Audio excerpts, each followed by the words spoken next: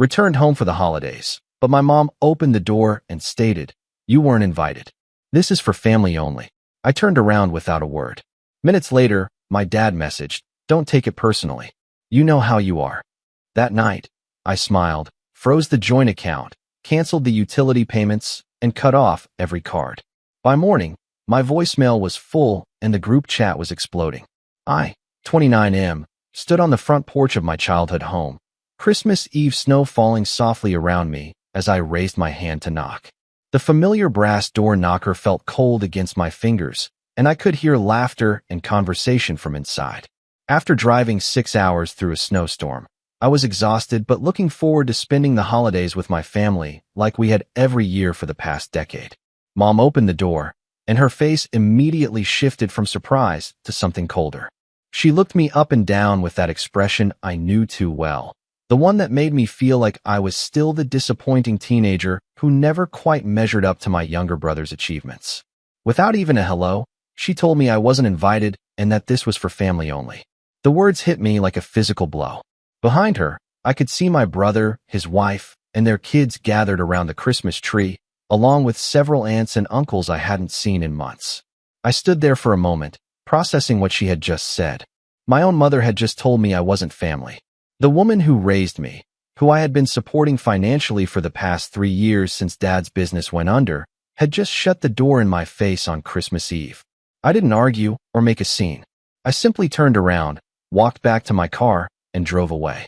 20 minutes later, while I sat in a gas station parking lot trying to figure out where I was going to spend Christmas, my phone buzzed with a text from Dad. He told me not to take it personally and reminded me that I knew how I was. Those 5 words felt like a knife twisting in my chest. How I was. As if being gay was some character flaw that justified excluding me from my own family's Christmas celebration. I sat in my car for another hour, staring at my phone and thinking about everything that had led to this moment. 3 years ago, when Dad's construction business failed and they were facing foreclosure, I had stepped in without hesitation. I opened a joint account and moved my savings over to help them keep the house. I took over their utility payments, gave them access to my credit cards for emergencies, and basically became their financial lifeline. All while they barely tolerated my existence and made snide comments about my lifestyle whenever they thought I couldn't hear. The breaking point had been building for months. Every family gathering felt more tense than the last. My brother would make jokes about my relationship that cut deeper than he realized, while my parents would change the subject whenever I mentioned my boyfriend or our plans together. They took my money gladly, but couldn't even pretend to accept who I was. Tonight had just confirmed what I had been afraid to admit to myself for years. I drove to a hotel and checked in for the night. The lobby was decorated with twinkling lights and a massive Christmas tree, and I watched other families checking in together, laughing and planning their holiday activities. It should have made me feel worse, but instead, I felt something else entirely. Clarity. For the first time in years, I could see the situation for exactly what it was. Back in my hotel room, I opened my laptop and logged into my banking account. The joint account showed a balance of $43,000, money I had transferred over the past few months to help with their mortgage and various expenses. I initiated a transfer to move every penny back into my personal account. The transaction would be processed overnight. Next, I called the utility companies. I had been the primary account holder on their electric, gas, and water bills since taking over their payments. I canceled all 3 services, effective immediately after the holiday weekend. The customer service representatives were sympathetic when I explained I was moving and no longer needed the services at that address. Then came the credit cards. I had added both my parents as authorized users on 3 of my cards, giving them access to about $25,000 in available credit.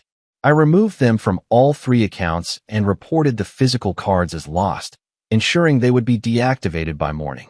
My phone stayed silent that night, which told me everything I needed to know about how much they actually cared about my absence from their Christmas celebration.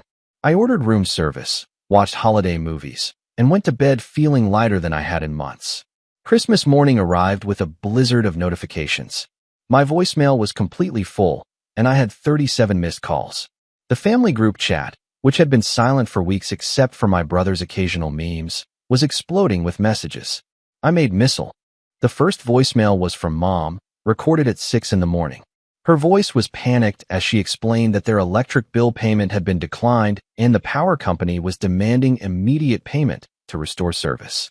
She asked me to call her back right away because they couldn't figure out what had happened. The second call was from Dad, 30 minutes later. He sounded confused and frustrated as he told me their debit card wasn't working and asked if there was a problem with the joint account. His tone was still dismissive, as if this was just a minor inconvenience I needed to fix for them. By the third voicemail, the panic was setting in. Mom's voice was shaking as she explained that all their cards had been declined at the grocery store and they couldn't access any of their accounts. She demanded I call them immediately to explain what was going on. The group chat messages started around the same time. My brother had sent a series of increasingly frantic texts asking what I had done and demanding I fix whatever was wrong with their finances. His wife chimed in with passive-aggressive comments about family responsibilities and holiday spirit.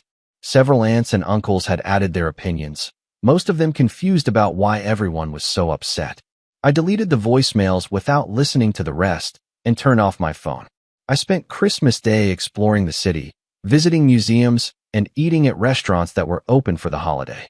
It was actually peaceful, being able to enjoy the day without walking on eggshells or pretending to laugh at jokes that weren't funny.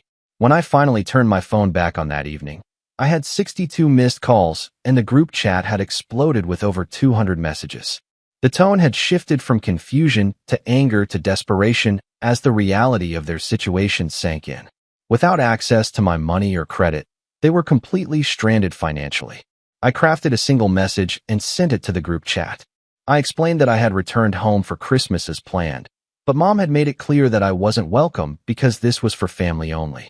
Since I apparently wasn't family, I had decided to handle my finances accordingly. All joint accounts had been closed, utility payments had been canceled, and credit card access had been revoked. I wished them all a Merry Christmas and told them not to take it personally. They knew how they were. The response was immediate and explosive. My phone started ringing within seconds, but I let every call go to voicemail. The group chat devolved into chaos as family members took sides and demanded explanations. Some supported my parents, claiming I was being dramatic and vindictive. Others questioned why I had been excluded from Christmas in the first place and suggested that maybe I had a point. My brother sent me several private messages, alternating between anger and attempts at manipulation. He told me I was destroying the family over a misunderstanding and that Mom hadn't meant anything personal by what she said. When I didn't respond, he switched tactics and tried guilt, reminding me that they had kids to think about and asking how I could be so selfish during the holidays. The most interesting message came from my aunt, Mom's sister, who had apparently been at the Christmas gathering. She told me she had been shocked by how Mom treated me and that several family members had questioned the decision to exclude me. According to her, there had been a big argument after I left, with my uncle calling Mom's behavior disgraceful and several cousins threatening to leave as well.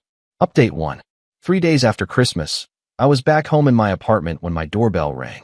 I looked through the peephole and saw Dad standing in the hallway, looking older and more defeated than I had ever seen him. He had driven 4 hours to see me, something that would have been unthinkable just a week earlier. I let him in, and he immediately started explaining how sorry he was and how Mom had made a terrible mistake. He told me she had been stressed about money and family obligations, and that she had spoken without thinking. According to him, the whole thing had been blown out of proportion, and we just needed to sit down and work things out like adults.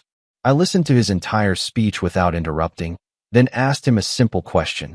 Did he actually want me at Christmas dinner, or was he just here because they needed my money? The look on his face told me everything I needed to know. He started backtracking, insisting that of course they wanted me there, but his words felt hollow and rehearsed. I explained that I had spent 3 years financially supporting them, while they barely tolerated my existence. Every family gathering had been an exercise in walking on eggshells, pretending not to notice the disapproving looks and uncomfortable silences whenever my relationship came up. I had convinced myself that their acceptance would come with time, but Christmas Eve had shown me the truth. Dad tried to argue that they had always accepted me, just in their own way. He claimed that they were from a different generation and needed time to adjust to having a gay son. When I pointed out that I had been out for over a decade, and they still couldn't bring themselves to acknowledge my boyfriend's existence, he fell silent. The conversation lasted 2 hours, and by the end, We both knew nothing had really changed. He promised things would be different if I would just restore their access to the money, but he couldn't give me any concrete examples of how they planned to show more acceptance or respect. It was the same pattern we had been stuck in for years, except now the financial leverage had shifted. I told him I needed time to think about everything, which we both knew was code for no. He left looking defeated, and I felt a mixture of sadness and relief. Part of me had hoped he might surprise me with genuine remorse or a real plan for change, but deep down I had known this visit was just about the money. Update 2. 2 weeks into January, my brother showed up at my workplace. I was in a meeting when my assistant told me he was in the lobby, demanding to speak with me immediately. I had him escorted to a conference room and finished my meeting before going to see what he wanted. His approach was completely different from Dad's. Instead of apologies, he came in angry and accusatory. He told me I was being petty and vindictive, holding the family hostage over hurt feelings.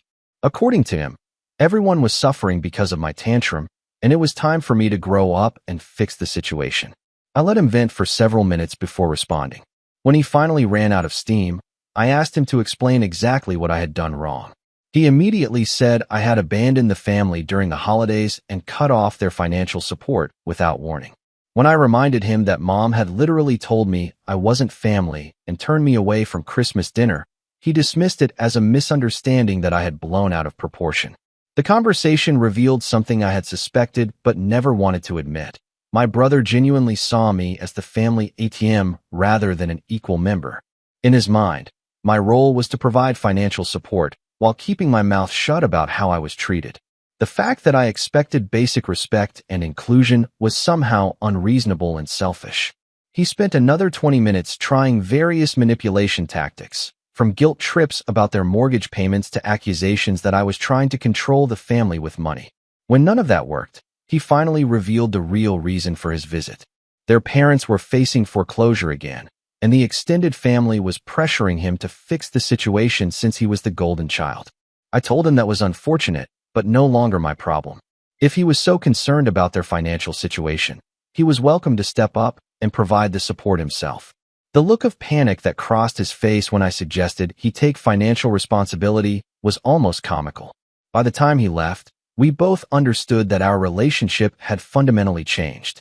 He was no longer my little brother who I indulged and protected. He was just another person who saw me as a resource to be exploited rather than a human being deserving of respect. Update 3. 6 months later, I was finally starting to feel like myself again. Without the constant stress of managing my parents' finances and navigating family drama, I had more energy for my own life and relationships. My boyfriend and I had started making plans for the future that didn't include accommodating people who barely tolerated his existence. The family situation had settled into a new normal. My parents had managed to avoid foreclosure by downsizing to a smaller house and taking in renters. My brother had been forced to contribute financially, though based on the passive-aggressive messages I occasionally received, he wasn't happy about it. Several extended family members had reached out to maintain relationships independently, which had been a pleasant surprise. The most unexpected development came from my cousin, who had witnessed the Christmas Eve incident firsthand. She told me that my exclusion had sparked a larger conversation within the family about acceptance and inclusion. Several relatives had started questioning other behaviors and attitudes they had previously overlooked or excused. My aunt, the one who had messaged me during the Christmas chaos, had apparently become quite vocal about the need for the family to evolve and become more accepting. According to my cousin, she had used my situation as an example during several family discussions, pointing out how their treatment had ultimately driven away someone who had been incredibly generous and supportive. I received a few half-hearted attempts at reconciliation over the months, usually timed to coincide with major expenses or financial emergencies. Each message followed the same pattern: a brief acknowledgement that maybe they could have handled things better, followed by a request to restore financial support with promises that things would be different. I never responded to these messages, which seemed to frustrate them more than any angry confrontation could have. They were used to drama and emotional outbursts that eventually led to forgiveness and restoration of the status quo. My complete silence and withdrawal from their financial lives was something they couldn't manipulate or navigate around. The holidays came around again, and this time I spent them with my boyfriend's family, who had welcomed me with genuine warmth from day one. It was remarkable how different family gatherings could feel when you weren't constantly monitoring your words or waiting for someone to make a cutting comment. Sitting around their dinner table, sharing stories and laughing without tension, I realized how much energy I had been wasting trying to earn acceptance from people who were never going to give it freely. The money I had been pouring into my parents' lives was now going toward my own goals and future, which felt both practical and liberating. Looking back, that snowy Christmas Eve had been the gift I didn't know I needed. My mother's cruel words had finally given me permission to stop pretending that financial obligation could substitute for genuine love and acceptance. Sometimes the most important family is the one you choose for yourself, and sometimes walking away is the healthiest choice you can make. The last message I received from my family was a group text announcing my brother's promotion at work. Everyone congratulated him enthusiastically, and I realized I felt nothing beyond mild interest. They had become strangers whose lives occasionally intersected with mine through social media updates, and I was completely at peace with that distance.